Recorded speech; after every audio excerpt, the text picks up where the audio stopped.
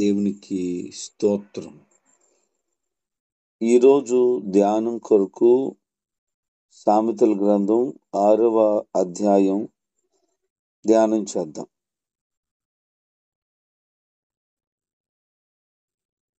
ఒక్కొక్క పుస్తకంలో చాలా విలువైన సమాచారం ఉంటుంది. చాలా మందికి పుస్తకాలు చదివే అలవాటు ఉంటే వారు ఇక ఎప్పుడు ఎక్కడికి వెళ్ళినా పుస్తకాలు పట్టుకెళ్తూ చదువుతూ ఉంటారు. ఒక ఆయన చెప్పారు, 4 లక్షల రూపాయలు ఖరీదు చేసే పుస్తకాలు చదివాడట ఆయనకి ఇప్పటికి. ఒక ఆయన అన్నాడు 614 పుస్తకాలు చదివాడట. అంటే ఎంత ఆసక్తో చూడండి. ఇంకా వందలు వేలు పుస్తకాలు చదివిన వాళ్ళు ఉంటారు. ఒక్కొక్క పుస్తకం మళ్ళా రిపీటెడ్గా చదివిన వాళ్ళు కూడా ఉంటారు.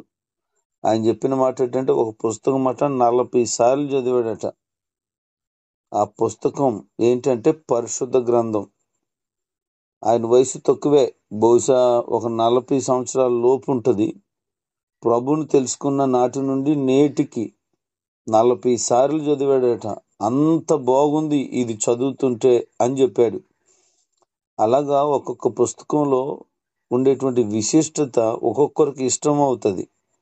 కానీ పరిశుద్ధ బైబిల్ గ్రంథం మాత్రం అందరికీ ఇష్టం అవుతుంది. ఇది చదవడం మొదలుపెట్టి ధ్యానించడం మొదలు పెడితే మహాజ్ఞానం ఇందులో ఉంది. అనేక విషయాలు, 1, 2 అని కాదు. ఈరోజు మనం ధ్యానం చేసే 6వ అధ్యాయంలోనే చాలా విషయాలు ఉన్నాయి. ఇంత అద్భుతమైనటువంటి సమాచారం, అద్భుతమైన జ్ఞాన సంపుటి ఏంటి అని అంటే పరిశుద్ధ బైబిల్ గ్రంథం. ఈరోజు మనం ధ్యానం చేస్తున్నటువంటి 6వ అధ్యాయంలో మొదటి నుంచి 5 వచనాలలో ఒక వ్యక్తి మరొక వ్యక్తికి జామీను ఉంటే, ఇదిగో ఇతనికి బదులు నేను అవసరమైతే ఈ పని చేస్తాను, ఇది కడతాను అని మాట్లాడితే ప్రమాదంలో ఉన్నట్టే అని మొదలు పెట్టారు. అంటే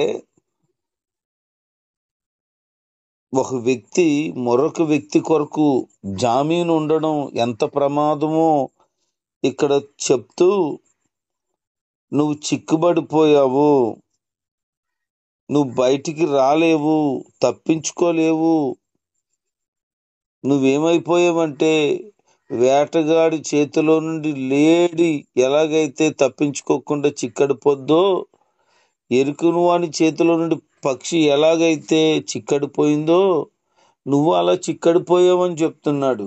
ఎందుకు అనంటే, ప్రియులారా గమనించండి, మనం కొన్నిసార్లు మంచి హృదయం కలిగి ఏ చీటీ వాళ్ళ దగ్గర అప్పిస్తాం. మనము కడతామండి, అవసరమైతే వాళ్ళు కట్టకపోతా అంటాం. అది మన కర్మతో మాట్లాడిన మాట అనుకుందాం. అయిపోయావు నువ్వు అంతే. ఆడు కట్టడో లేకపోతే ఆ మనిషి కట్టదు. మధ్యలో మనకి ఎన్ని రకాల సీవాట్లు వస్తాయో నాకు కూడా మంచి ఎక్స్పీరియన్స్ ఉంది. నేను కూడా మధ్యలో కొంతమందికి ఉండి, వాళ్ళు కడతారండి, మా వాళ్ళేనండి, నాకు తెలిసిన వాళ్ళండి, మా బంధువులండో అని చెప్పి అప్పు ఇప్పించాను. అంతే, వాళ్ళు ఎగ్గొట్టేసినట్టే అన్నట్టుగా ఇంకా కట్టట్లేదు. నేను అడిగితే రేపండి మాపండి కట్టేస్తాను అంటున్నారు. వాళ్ళు ఏం చేస్తున్నారు, నా బుర్ర తినేస్తున్నారు. ఫోన్ల మీద ఫోన్లు, ఇంటికి వచ్చేసి మీరే కట్టండి అంటున్నారు. ఏం చెప్పాలో అర్థం కాదు. అబద్ధాలు ఆడాలా వాళ్ళ గురించి? అలాగే ఉంది పరిస్థితి. రేపు కట్టేస్తారండి, వచ్చే వారం కడతారండి, నేను వెళ్ళి మాట్లాడతానండి అని. అందుకే అంటున్నాడు, ఎవరి కొరకు కూడా నువ్వు జామీను ఉండొద్దు అన్నాడు. ఉంటే నీ దగ్గర డబ్బులు ఉంటే ఇచ్చేసే, ఎదవ గొడవ లేదు. కానీ నువ్వు మధ్యలో ఉండి ఇప్పించొద్దు అన్నాడు. ఎప్పుడు తెలుస్తుంది ఇది? అనుభవిస్తే కదా తెలిసింది. అనుభవిస్తేనే తెలిసింది. ఒక వ్యక్తికి 2 లక్షల రూపాయలు మధ్యలో ఉండి ఇప్పించాను, 44,000 రూపాయలు వడ్డీ అయింది, ఇంకా కట్టలేదు అతను. ఇప్పుడు ఎవరిని అడుగుతున్నారంటే నన్ను అడుగుతున్నారు. అప్పుడు కట్టేస్తానన్నాడు, కట్టాడు. కొన్ని వారాలు కొన్ని నెలల్లో బాగానే కట్టాడు. కానీ తర్వాత నా వల్ల అవ్వలేదు, నేను కట్టలేకపోతున్నాను, కడతానంటున్నాడు. మరి కడతానన్నవాడు కట్టకపోతే ఎవరిని అడుగుతారు? అంటే ఎందుకు ఈ మాట దావీదు సొలొమోనుకి చెప్తున్నాడనంటే, బాబు నా కుమారుడా, నువ్వు మధ్యలో దేని కొరకైనా జామీన్ ఉన్నావా, నీ పని అయిపోద్ది. వాళ్ళ బతుకేదో బాగోక మధ్యలో నిన్ను చూస్తారు, చివరికి నీ బతుకు నాశనం అయిపోద్ది. మా ఫ్రెండ్ ఒకడు కాకినాడలో ఉన్నాడు, వాడికి ఇలాగే మధ్యలో ఉన్నాడట, 4 లక్షల రూపాయలు అప్పు ఇప్పించాడట. వాడు సరిగ్గా కొన్ని రోజులు బాగానే కట్టి, నా బతుకు బాగలేదు, నేను కట్టలేకపోతున్నాను, నువ్వు కడితే కట్టుకో లేకపోతే మానేసుకో, నాకు ఏం తెలియదు అన్నాడట. 4 లక్షల రూపాయలు అక్షరాల అంటాడు, నేను 2.5 లక్షల రూపాయలు అప్పు తీర్చానురా బాబు, ఇంకా 1,50,000 అప్పు ఉండిపోయింది, నా బతుకు నాశనం చేసేసాడు మధ్యలో ఉన్నందుకు అన్నాడు. అంటే వాళ్ళకి సెన్స్ ఉండదు ఇంకా. అయ్యో నేను మధ్యలో పలానా వ్యక్తిని పెట్టేనే, తను గౌరవప్రదమైన వాడే, తను నా కొరకు ఉన్నాడే, ఎంత బాధపడిపోతాడో, ఎంత నలిగిపోద్దో ఈ మనిషి అనేటువంటి సెన్స్ ఉండకపోవడం వల్లే అవసరమైతే వాళ్ళు తిండి మానేసి, బట్ట మానేసేసి, అవసరం తీర్చుకోవడం మానేసేసి, మధ్యలో ఉన్నవాడు పరువు తీయకుండా, బాధ పెట్టకుండా అప్పు తీర్చాలి. అది చేయటం లేదు. వాళ్ళ పనులన్నీ, వాళ్ళ వ్యవహారాలన్నీ బాగానే చేసుకుంటారు. వాళ్ళు ఎవరికైనా మధ్యలో ఉంటే వాళ్ళు ఇలా ఎగ్గొడితే తెలుస్తుంది వాళ్ళకి ఆ బాధ. అందుకంటున్నాడు, పొరుగు వాని కొరకు జామీ ఉండొద్దు అని. నిజం ప్రియులారా, ఇక మీదట పడితే పడ్డావు, గోతులో దిగితే దిగావు, ములిగితే ములిగావు. ఇక మీదట ఇంక ఎవరికి చచ్చిపోతున్నానన్నా సాయం చేయకూడదు అనిపిస్తుంది. ఎందుకు? మధ్యలో ఉంటే ఇలాంటి ప్రాబ్లమ్సే కలుగుతున్నాయి కనుక మంచితనాన్ని అర్థం చేసుకోరు ఎదుటి వాళ్ళు, దైవికమైన ప్రేమను గ్రహించరు. కాబట్టి నీ మంచితనం కాస్త శత్రుత్వం అయిపోద్ది. నిజమే, నేను వాళ్ళ డబ్బులు అడుగుతుంటే ఇప్పుడు శత్రువు అయిపోయాను. అత్తమాడికి బొర తినేస్తున్నాడు, అత్తమాడికి బొర తినేడు బాబు, ఆడి మధ్యలో ఉన్నాను కనుక నన్ను తినేస్తున్నాడు, నువ్వు కట్టాలి కదా అంటే, ఆ కడతాం లేండి, ఎక్కడ పోతాం అంటున్నారు. చూడండి ఎంత దారుణమో, కనీసపు అవగాహన లేని పరిస్థితి. కనుక జాగ్రత్త. ఇక మీదట మధ్యలో ఉంటావో, మధ్యలోనే నీ బతుకుని నాశనం చేసుకుంటావు, ఇక నీ ఇష్టం. చాలా విషయాలు ఉన్నాయి ఇందులో, మరికొంత స్పీడ్గా కొన్ని విషయాలు ధ్యానం చేద్దాం. అలాగే ఎవడైతే చేశాడో వాడు తెలివి తక్కువడు అంటున్నాడు. నువ్వు మధ్యలో ఉంటానంటే తెలివి తక్కువడు బట్ట. నువ్వు తెలివి తక్కువ దద్దం అయిపోకు, నేనైపోయాను, నువ్వు అయిపోతావు. ఇక మీద జాగ్రత్త. ఇంకా 6-11 వచనాలు కనుక చూస్తే, సోమరితనం కలిగినటువంటి వ్యక్తి జీవితం ఎలా ఉంటుందో చెప్తున్నాడు. వాడికి దరిద్రమట, వాడికి కరువట, వాడి జీవితం అంతా కూడా అస్తవ్యస్తం అయిపోతుంది. కాబట్టి సోమరి, నువ్వు సీమల యొద్దకు వెళ్ళి చూడు, వాటిని ఒక నడతలను చూసి నేర్చుకున్నాడు. ఎందుకు అంటే అవి వేసవకాలంలో కూర్చుకుంటాయి, వర్షాకాలంలో చక్కగా ఆ ఆహారాన్ని భుజిస్తూ ఉంటాయి. మరి నీ జీవితం ఎలా ఉంది? కష్టపడాల్సినప్పుడు కష్టపడాలి, శ్రమ పడవలసినప్పుడు శ్రమ పడడం మానేసేసి, సోమరోళ్ళలాగా కనుక నీ జీవితాన్ని ఉండించుకుంటే ఒక రోజున బహు బాధకు పాలైపోతావు. కనుక సోమరితనాన్ని విడిచిపెట్టు. రేపు చేద్దాంలే, ఎల్లుండి చేద్దాం, ఇప్పుడు అర్జెంట్ ఏంటి అని అనుకుంటూ ఉంటావు. మరి ఇప్పుడు ఆ, ఇంకా సోమరితనం పెరిగిపోయింది జనాలకి. సెల్ ఫోన్ వచ్చింది, పట్టుకున్నారు, భోజనం చేద్దాం అనుకుంటారు, చేద్దాంలే, ఇందులో ఈ రీల్ చూసాను లేకపోతే వీడియో చూసాను అనుకుంటారు. ముందుకెళ్ళి తినడానికి కూడా పని చేద్దాం అనుకుంటున్నారు, ఈ వీడియో చూసేని అనుకుంటున్నారు.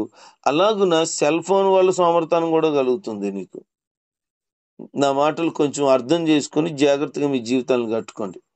12-15 వచనాల్లో కుటిలంగా మాట్లాడేవాడు, అంటే పోకిరి మాటలు మాట్లాడేవాడు, కపటం మాటలు మాట్లాడేవాడు, మోసంతో కూడుకున్న మాటలు మాట్లాడేవాడు, కుట్రలు కలిగిన హృదయం కలిగిన వారు, ఇతరులను నాశనం చేయాలనే స్వభావాన్ని కలిగిన వారు, బయటకు ఒకలాగా లోపలికి ఒకలాగా మాట్లాడేటువంటి వారు ఉన్నారు. కాబట్టి జాగ్రత్త. ఇలాంటి భయంకరమైన స్వభావంతో నింపబడిన వారు ఉన్నారు, అలాంటి మాటలు మాట్లాడుతున్నారు. వారు పనికి మాలిన వారు. వాళ్ళు ఏం చేస్తారంటే కను గీడుతూ ఉంటారు, వేళ్లతో గుర్తులు చూపుతూ సైకిల్ చేస్తారు. వారికి మూర్ఖ స్వభావం ఉంది. వాడు ఎప్పుడు కీడు కల్పించాలని ఆలోచన చేస్తాడు. వాడు ఏదో రోజు హఠాత్తుగా పోతాడు కానీ వాడి స్వభావం ఇలా ఉంది అంటున్నాడు. ఒకవేళ నీకు కూడా ఇక్కడిదక్కడ అక్కడిది ఇక్కడ పెట్టేటువంటి లింకులు పెట్టే ఒకవేళ పనికి మాలిన హృదయం గనక ఉంటే నీ హృదయాన్ని మార్చుకో. 16 నుంచి 19 వచనం వరకు చదివితే దేవునికి అసహ్యమైన సందర్భాలు చెప్తున్నారు ఇక్కడ. ఒకటేంటంటే గర్వంగా చూసే చూపట.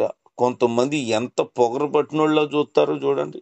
వాళ్ళు చూపులేనే తెలిసిపోతుంది వీళ్ళకి చాలా గర్వం ఉందని. దేవునికి అసహ్యం. నీకేముంటే ఉండుగాక కానీ గర్వపు హృదయం, గర్వపు చూపు ఉండకూడదు. అబద్ధాలాడే నాలుక దేవుడికి అసహ్యం అంట. లెగితే సోలు అన్ని అబద్ధాలే, ప్రతి మాట అబద్ధమే, బతికే అబద్ధం కొంతమందికి. అందుకే దేవుడికి అసహ్యం అట.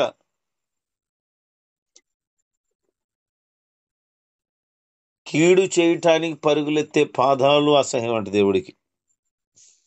కొంతమంది ఇతరులకి కీడు చేయడం అంటే ఎంత సంబరం, మళ్ళీని సంబరమే. అందుకే దేవుడు అంటున్నాడు నాకు అసహ్యం. అలాగ ఎవరైతే కీడు కొరకు పరుగులెత్తుతూ ఉంటున్నారో, ఇతరుల నాశనానికి కొరకు, ఇతరులని పాడు చేయడం కొరకు పరుగులెత్తారో వాళ్ళంటే నాకు అసహ్యం అంటున్నాడు. నిర్దోషులను, నిరపరాధులను చెరిపేటువంటి చేతులు. లంచం తీసుకుంటారు, నిరపరాధులను అన్యాయంగా ఇరికించేస్తారు, వాళ్ళ రక్తాన్ని కళ్ళ చూస్తారు వీళ్ళు. అలాంటి వారి చేతులంటే దేవునికి అసహ్యం అట. దురాలోచనలు చేసే హృదయం, మంచి ఆలోచనలు కాదండి, చెడ్డ ఆలోచనలు. వారు చెడిపోతారు, ఇతరుల్ని చెడగొట్టేస్తూ ఉంటారు, అలాంటి ఆలోచనలు చేస్తూ ఉంటారు. దానికి కొంతమందిని సలహా అడుగుతారు. అలాంటి హృదయం ఎవరికైతే ఉందో వాళ్ళు కూడా దేవుడికి అసహ్యమైనట. లేని వాటిని పలికే వ్యక్తి, లేని వాటిని పుట్టించే వ్యక్తి. మొన్న ఎవరో చెప్తున్నారు, అసలు ఈ మాట ఎలా పుట్టించారండి బాబు, నాకు ఏం అర్థం కావట్లేదు అంటున్నారు. ఏంటి ఈ మాట అని నాతో చెప్తే నాకు కూడా చాలా విచిత్రం అనిపించింది ఆ మాట. అసలు ఎలా పుట్టింతారు? సమయం లేదు, సందర్భం లేదు, అసలు అనుకోవడానికి అక్కడ సిచ్యువేషన్ ఏమీ అనిపించలేదు. ఎలా పుట్టించారు ఈ మాట? ఉంటారు, ఇదిగో చెప్తున్నాడు కదా దేవునికి అసహ్యమైన లిస్టు, వీళ్ళు ఆ లిస్టులో ఉన్నారు. లేని వాటిని పుట్టించేవాళ్ళు ఎలాగో వారు పుట్టించేస్తారు, కొత్త క్రియేషన్ చేస్తుంటారు. వీళ్ళు ఒక క్రియేటివిటీ మైండ్ కలిగిన వాళ్ళు, సృష్టికర్తలు వీళ్ళు. దేని సృష్టిస్తారు? నాశనాన్ని, కీడుని, ఇతరులకి అన్యాయాన్ని, దుర్మార్గాన్ని పుట్టించేటువంటి సృష్టికర్తలు వీళ్ళు. అసలైన సృష్టికర్త నీతి పరిశుద్ధతతో సమస్తాన్ని సృష్టిస్తే, ఇతరులకి మేలుకరంగా సృష్టిస్తే, వీళ్ళు ఇతరులను పాడు చేసే వాటిని సృష్టిస్తున్నారు. జాగ్రత్త, జాగ్రత్త కలిగి ఉండు. నీకు ఒక టైం ఉంది, నీకు మూడినట్టే. 7వ విషయం చెప్తున్నారు, అన్నదమ్ముల మధ్యలో గొడవలు పెట్టేవాళ్ళట. బాబా బాబా, అన్నదమ్ముల మధ్యలో గొడవలు పెట్టేవాళ్ళు ఎవరేళ్ళు? తోటికోడలు పెడతారు ఎక్కువగా. మీ అన్నీ చూసేవా, మీ తమ్ముడు చూసేవా అంటుంటారు. ఏడు చూసేవా ఏవో పెడతారు. ఇక మొత్తానికి వాళ్ళకు ఉంటాయి, పనికి మళ్ళీ బుద్ధులు ఉంటాయి వీళ్ళకి. మీ అన్నీ కొనేసుకుంటున్నాడు, మీ తమ్ముడు అన్నీ కొనేసుకుంటున్నాడు, అది చేసేస్తున్నారు, ఇది చేసేస్తున్నారు, వాళ్ళు అక్కడికి వెళ్ళిపోతున్నారు, వీళ్ళు ఎక్కడికి వెళ్ళిపోతున్నారు, వీళ్ళు ఇది తినేస్తున్నారు, అది వాళ్ళు కొనేసుకుంటున్నారు, ఇది వీళ్ళు సంపాదించేస్తున్నారు, వాళ్ళ పని బాగుంది, వీళ్ళ పని బాగుందని వీళ్ళు ఉంటారే తోటికోడలు, అతని భార్య ఇతని భార్య ఓ లింకులు పెడతా ఉంటారు. వాళ్ళంటే దేవుడికి అసహ్యం అంట. మరి కొంతమంది ఉంటారండి, అన్నదమ్ములు బాగుండి కలిసి ఉండి బాగా చక్కగా నవ్వుకుంటూ వాళ్ళ ఫ్యామిలీస్ కలిసి ఉంటే అమ్మ బాబు చూసి వాళ్ళు వీళ్ళిద్దరూ కలిసి ఉండడమా, మరి నీ కళ్ళుకి ఏమొచ్చింది? పోయే కాలమా, పచ్చకావరి తెవికలు వచ్చిందా? వాళ్ళిద్దరి మధ్యలో ఏదో గొడవ పెట్టడానికి ప్రయత్నం చేస్తే బాగున్నారు వాళ్ళు, బాగోని వాళ్ళు సంతోషంగా జీవితాలను గడుపుతున్నారు, అన్నదమ్ములు సక్రమంగా ఉన్నారు. ఎంత మంచిదండి! బైబిల్లో 133వ కీర్తనలో ఒక అద్భుతమైనటువంటి మాట రాయబడింది. సహోదరుల ఐక్యత కలిగి ఉండుట ఎంత మేలు, ఎంత మనోహరము. అది అహరోను తల మీద పడినటువంటి తైలం లాగా ఉంది. అది అతని తల మీద పడి గడ్డం మీదుగా కారి అంచుల మీదుగా దిగజారిన పరిమళ తైలం వలె ఉంది అన్నాడు. అబ్బాబ్బా, అంత సువాసనట. శాశ్వత జీవం, ఆశీర్వాదం అక్కడ ఉండాలని దేవుడు డిసైడ్ చేసాడట. అంటే సహోదరులు కలిసి మెలిసి ఆనందంగా ఉంటే అక్కడ ఆశీర్వాదం ఉంటుందట, అక్కడ ఐశ్వర్యం ఉంటుందట. అలా ఉండాలని దేవుడు నిర్ణయించాడట. అపవాది ఏమి నిర్ణయిస్తున్నాడు? అపవాదితో సహవాసం చేసేవారు ఏమి నిర్ణయిస్తున్నారంటే కలిసి ఉండే వాళ్ళని చెడగొట్టడానికి ఇష్టపడుతున్నారు. మొన్న ఒక తల్లి ఇది దారిలో కనిపించింది నాకు. అమ్మ, రావటం లేదు ఈ మధ్యలో చర్చికి, ఎందుకో మీరు అన్నాను. అంటే ఏమొత్తంలేండి అయ్యగారు, కొన్ని సమస్యలు చిక్కడిపోయి బయటికి చెప్పుకోలేక మందిరానికి కూడా రాలేకపోయాను అన్నది. అమ్మ, ఏమైంది అసలు, ప్రార్థన చేద్దామంటే, మా బావగారు ఉన్నారే అండి, ఆయన ఏం చేశాడంటే మా స్థలాన్ని కొంచెం పడిసేసుకున్నాడండి, పునాది కూడా కట్టేశాడండి.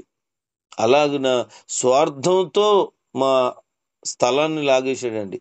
నేను నా భర్త కనుక చచ్చిపోతే నాకు చాలా ఆస్తి ఉందండి, కొన్ని స్థలాలు ఉన్నాయి, నాకు అమాయకుడని కొడుకున్నాడు, మేము కనుక చచ్చిపోతే అది కూడా లాగేసుకుంటాడేమో అండి దుర్మార్గుడు అని చెప్పి ఓ ఓ చాలా మాటలు అతని గురించి చెప్పేసి మా స్థలం పడుచుకున్నాడు. ఆడు బాగుపడ్డాడండి. అలా ఆవిడకి పోయే కాలం వచ్చిందండి, జబ్బు చేసేసింది, హాస్పిటల్లో పడి ఏడ్చారు ఎదవాళ్ళు. ఇప్పుడు వరకుని నెల రోజులు అక్కడ ఉన్నాడండి.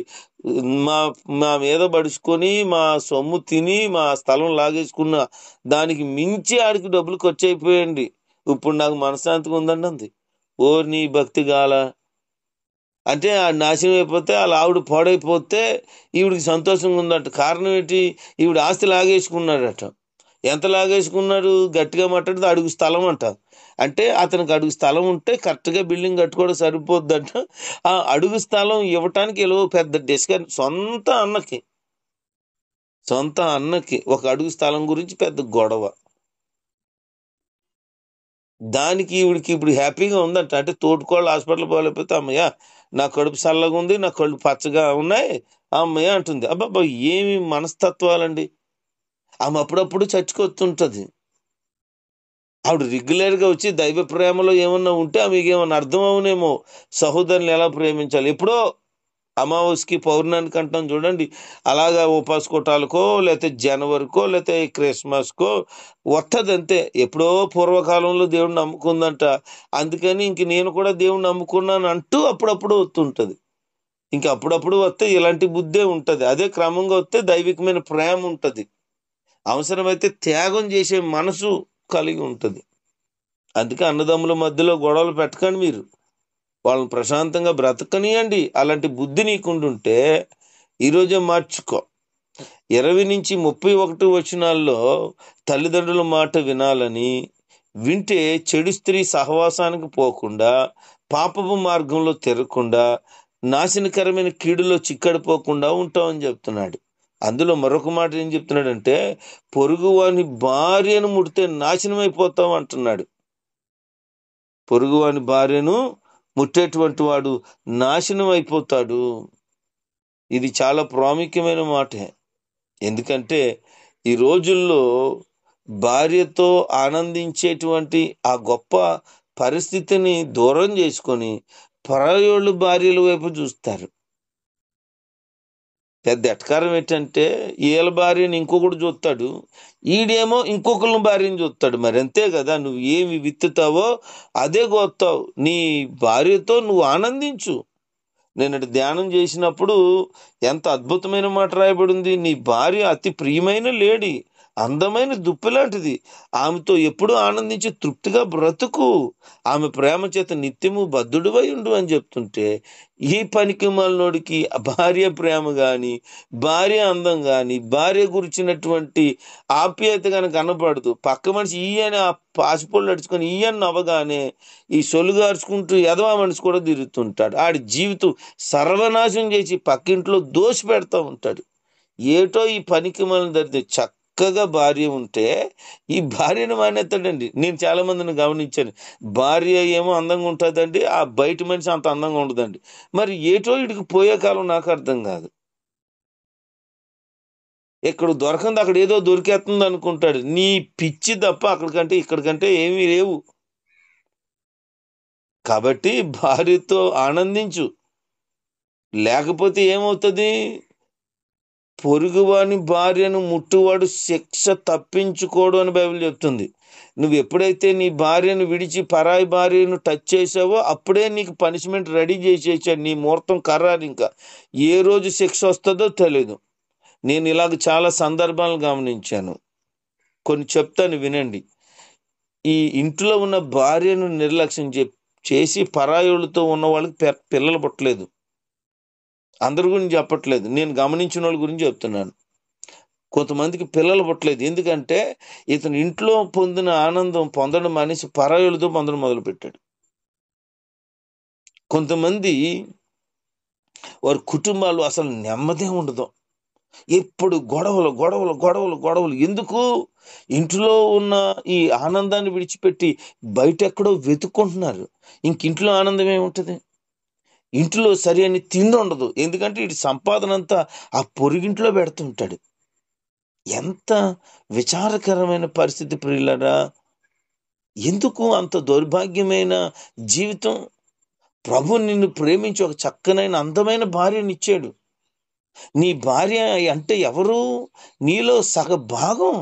అంటే నీ సగభాగం నీకు నచ్చట్లేదు, వేరేవాడు సగభాగం నీకు నచ్చుతుందంటే నువ్వు ఏమైపోయి ఉన్నావో చూడు. నువ్వు దుష్ట హృదయం నీలోనికి ప్రవేశించేసి శరీర కోరికలను తీర్చుకోవడానికి రేగిపోతున్నావు నువ్వు. నీకు ఏదో రోజు తప్పక శిక్ష కలుగుతుంది. మారు మనసు పొందు, క్షమాపణ కోరుకో, ఆ చెడుని పాపాన్ని విడిచిపెట్టు. జాగ్రత్త. కొంతమందికి కూడా భర్త అంటే ఇష్టం ఉండదండి. ఈ పనికి దానికి పరాయోళ్ళ వైపు చూస్తూ ఉంటుంది. ఎందుకో నాకు అర్థం కాదు. ఏమి అందమైన భర్త, కష్టపడతాడు, నీకోసం అన్నీ తెచ్చి పెడతాడు, ఎంతో శ్రమ పడతాడు, నువ్వంటే వల్లమాలను ప్రేమ చూపిస్తాడు. ఆడనేమో కుక్క కంటే హీనంగా చిచ్చి అంటూ ఉంటుంది ఈ మనిషి. పరాయోళ్ళ దగ్గరికి పోతుంటుంది. ఇవన్నీ చూసినప్పుడు చాలా బాధ కలుగుతుంది నాకు. సాటి మనిషిగా, ఒక దేవుని సేవకుడిగా నా హృదయంలో ఎంత బాధ కలుగుతుందో ఇలాంటి సందర్భాలు విన్నప్పుడు, చూసినప్పుడు. మరి అనుభవించే కుటుంబాలు ఎంత నలిగిపోతున్నాయో. బిడ్లారా, దేవుని సేవకుడిగా మీ చేతులు మీ కాళ్ళు పట్టుకుంటున్నానని అర్థం చేసుకొని పొరుగువానితో అక్రమ సంబంధాలు ఎవరైతే కలిగి ఉన్నారో విడిచిపెట్టండి. సక్రమైన సంబంధం నీ భర్త, నీ భార్య, వాళ్ళతో జీవితాన్ని హ్యాపీగా గడపండి. ఇంట్లో లేనిది ఈదులో ఏమీ లేదండి. నీ పిచ్చి తప్ప, నీ భ్రమ తప్ప. కనుక ఇంట్లో ఉన్న సర్వ సమృద్ధిని, సంతృప్తిని అనుభవించి ఆనందంగా బ్రతకండి. 32 నుంచి చివరి వరకు చదివితే జారత్వం చేయొద్దు అంటున్నాడు. అంటే వ్యభిచారం చేయొద్దు, పెండ్లికి ముందే నీ యవన జీవితాన్ని పాడు చేసుకోవద్దు అన్నాడు. అలా చేసేవాడు బుద్ధిహీనుడు. బుద్ధి లేదాడికి. పెళ్లికి ముందే పెళ్ళైన తర్వాత జీవితం ఎలా ఉంటుందో అనుభవించేస్తుంటే ఇక పెళ్లి తర్వాత జీవితంలో కొత్తదనం ఏముంది ఆడికి? అందుకే వాడు బుద్ధిహీనుడు. పొందుకోవలసినటువంటి దాంపత్య జీవితపు ఆనందాన్ని ముందే పొందేస్తున్నాడు. వాడు బుద్ధిహీనుడు. వాడు క్షణికమైన సుఖం కోసం ఆరాట పడిపోతున్నాడు. అలాగ ఆరాట పడొద్దు. ఒకవేళ ఈ విషయం గనక పెళ్ళైన తర్వాత భర్తకు తెలిస్తే, నువ్వు వ్యభిచారం చేస్తున్నావని భర్త నేను చూస్తే అతనికి పుట్టే రోషం అనగా కోపం ఇంత అంతా కాదని చెప్తున్నాడు. ఒక భర్తకే తన భార్య తప్పు చేస్తుందని తెలిసినప్పుడు అంత కోపం, రౌద్రం వచ్చేస్తే సృష్టికర్త అయిన దేవుడు ఆయన ఇచ్చినటువంటి ధర్మాన్ని విడిచిపెట్టి అక్రమాన్ని నువ్వు కలిగి ఉంటే మరి ఆయనకి ఎంత కోపం వస్తుంది? కనుక అక్రమాన్ని విడిచిపెట్టి సక్రమైన వాటికి బ్రతుకు. అలాగు నీ జీవితాన్ని సాగించుకో నా కుమారుడా సొలొమోను అని చెప్పి దావీదు తన కుమారుడైన సొలొమోనుకి అద్భుతమైన ప్రేమతో కూడుకున్న అమూల్యమైన విషయాలు చెప్తున్నాడు. ఈరోజు ఆ విషయాలే దేవుని సేవకుడిగా ఇందులో ఉన్న విషయాలు మీకు తెలియచేశాను కనుక ఇప్పటి వరకు ఎలాగున్నావో నీకు తెలుసు. నీ జీవితాన్ని ఇక మీదటి నుంచైనా సక్రమంగా కట్టుకొని దైవ భక్తిలో దైవ మార్గంలో నడువు. అవసరమైతే ఈ మాటలు మళ్ళీ చదువు, మళ్ళీ విను. సరిగ్గా నీ జీవితాన్ని నడిపించుకుని ఆనందంగా ఉండు. ప్రభు అట్టి కృప నీకు అనుగ్రహించునుగాక. ఆమెన్.